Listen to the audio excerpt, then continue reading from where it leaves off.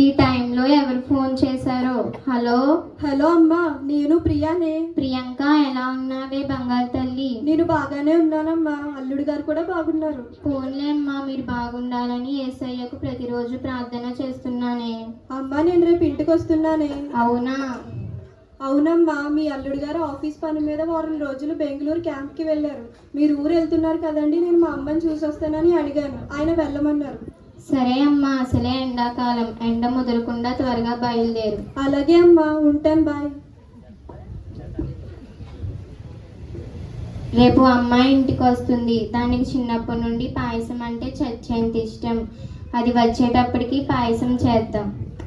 షావుకారు కొట్టుకెళ్ళి వస్తాం. వందనాలేనమ్మగారు, పొద్దున్నే ఎక్కడ బయలుదేరుతున్నారు? వందనాలయ్య గారు, రేపు మా ప్రియాంక ఇంటికి వస్తుంది. అవునా? దానికి చిన్నప్పటి నుండి పాయసం అంటే చచ్చేంత ఇష్టమయ్య గారు. అది వచ్చేటప్పటికి పాయసం చేద్దామని కిరణా కొట్టుకు వెళ్తున్నానండి.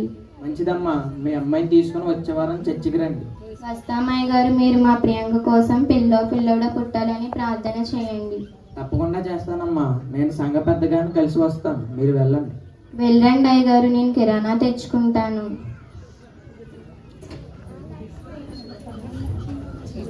ఎండాకాలం, ఎండ అప్పుడే ఎలా మండిపోతుందో. తొందరగా సామాన్లు కొనుక్కొని ఇంటికి వచ్చేయాలి. అమ్మయ్య, ఇల్లు చేరుకున్నాను. ఎండ దెబ్బ గట్టిగా తగిలినట్టు. కొంచెం విశ్రాంతి తీసుకుంటే గానీ ఏ పని చేయలేను.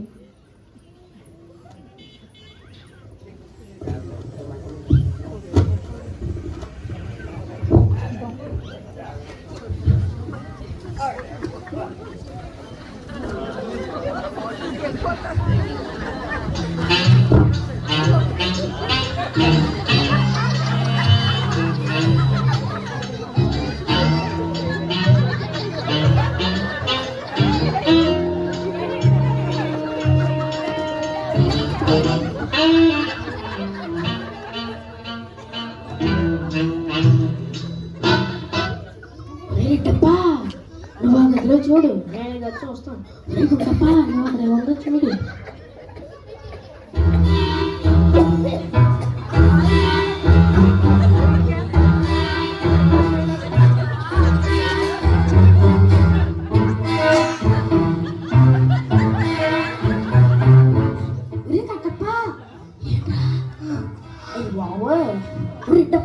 ముసలి కావాలా?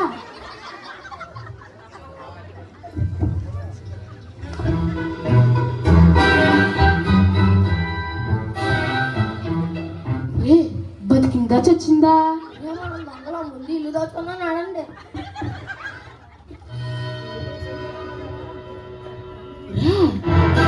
ఆ పెట్లే ఉందరే, చూడరే.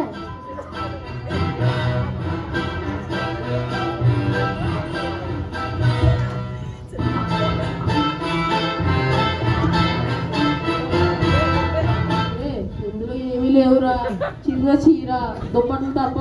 అన్ని చోట్ల వెతకండి.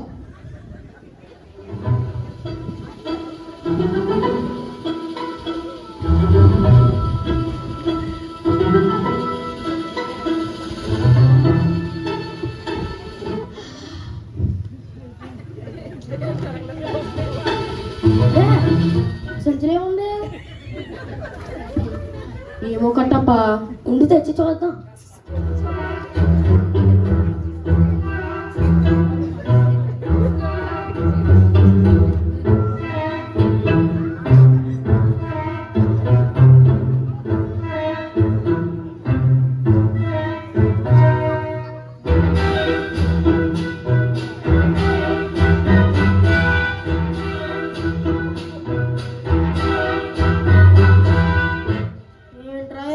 జరిగింది తప్ప ఏమీ లేవు. వెళ్ళిపోదాం.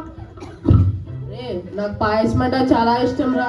ఇంట్లో ఏమీ దొరకలేదు కాబట్టి పాయసం చేసుకుని హాయిగా తినేసి వెళ్తాం రా. అమ్మో, ముసళ్ళు వేసి తరుస్తుంది, ఊళ్ళో వాళ్ళకి తన్నుతారు.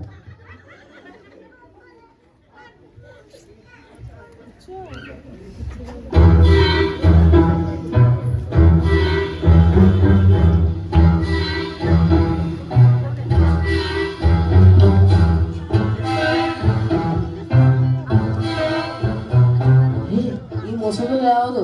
ఒక్క 10 నిమిషాలు ఆగండి, పాయసం చేసుకుని హాయిగా తినేసి వెళ్దాం. సరే సరే త్వరగా కానీ. నేను వస్తానండి.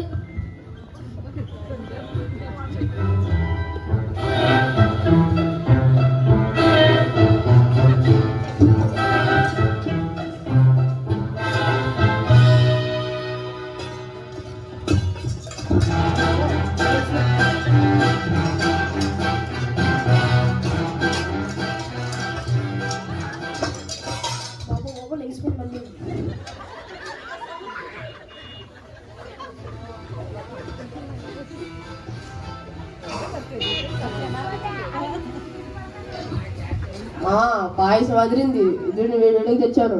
ముందు తినేసి త్వరగా వెళ్ళిపోతాం రండి. ఆగండ్రా పాపం, ఆ ముసలిదాని సామాన్లతో పాయసం చేసుకున్నాం. ఉండండి, థ్యాంక్స్ చెప్పేసి వస్తాను.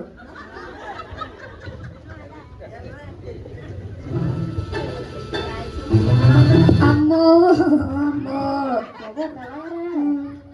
బాబోయ్, ఊర్లో వస్తున్నాను. నేను తొలికి చోట్ల దాకుంటాను.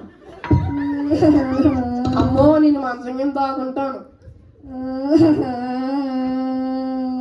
అమ్మో, నేను అలా నేను అత్తగెక్కి దాకుంటాను. ఏమైందమ్మా? ఏనమ్మగారు ఏమైంది? అయ్యగారు అయ్యగారు, ఏ జరిగిందో చదువుకుంటే అలా ఏమైందో చెప్పు చెప్పమ్మా చెప్పు.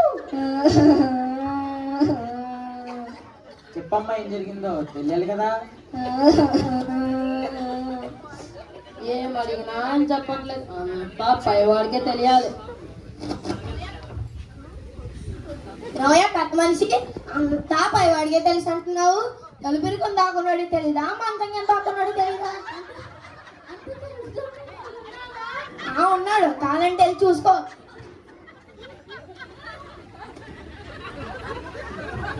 వీడికే కాదు, మంచం కింద ఉన్నోడు కూడా తెలుసు. మంచికి నీకు ఉన్నాడా? ఉన్నాడు, కాలంటే వెళ్ళి చూడు.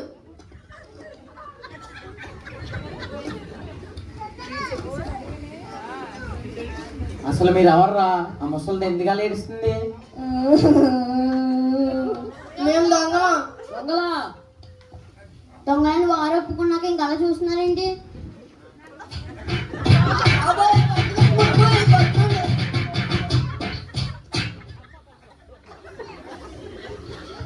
మీరు దొంగలైతే ఏం దొంగలించారు? ఏం గమనించలేదండి. పాస్టర్ గారు లేదో దాస్తున్నారు, మా బుద్ధులని మేము నిజంగా ఎక్కిస్తాం. బాబాయ్ కొట్టండి, బాబాయ్ కొట్టండి బాబు.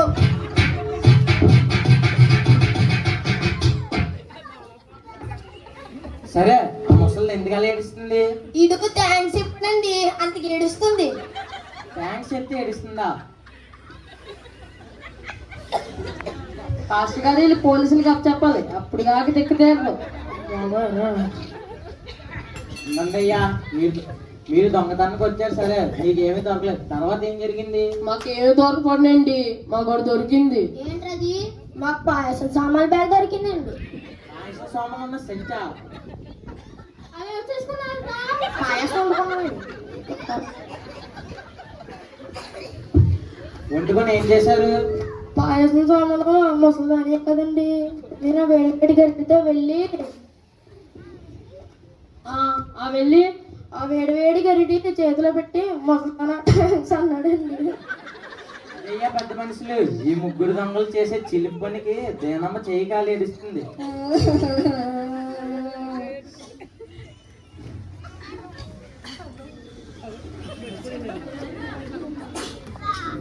పాస్టర్ గారు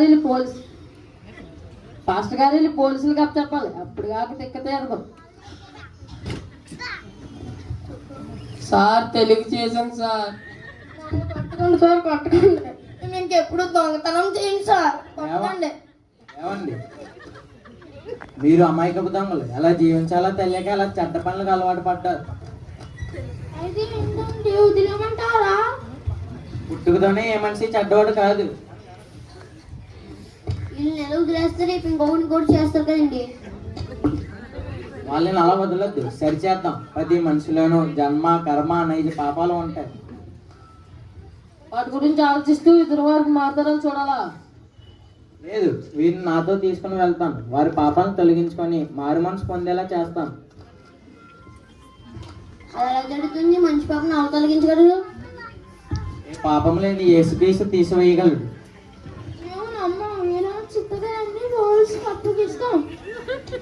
మీరు ఈ ముగ్గురు దొంగల్ని కొట్టి పోలీసులకు అప్పగిస్తే ఏమవుతుంది? రాత్రితో కొల్లపరిచి జైల్లోకి తోస్తారు. అప్పుడు వాళ్ళ మనసు మారుతుందా? జైల్లో శిక్ష అనుభవించి వచ్చిన వాళ్ళు ఎంతమంది మంచివారుగా మారుతున్నారు? జైలు నుండి బయటకు వచ్చిన వెంటనే హత్యలు, మానభంగాలు, దోపిడీలు చేయడం లేదా?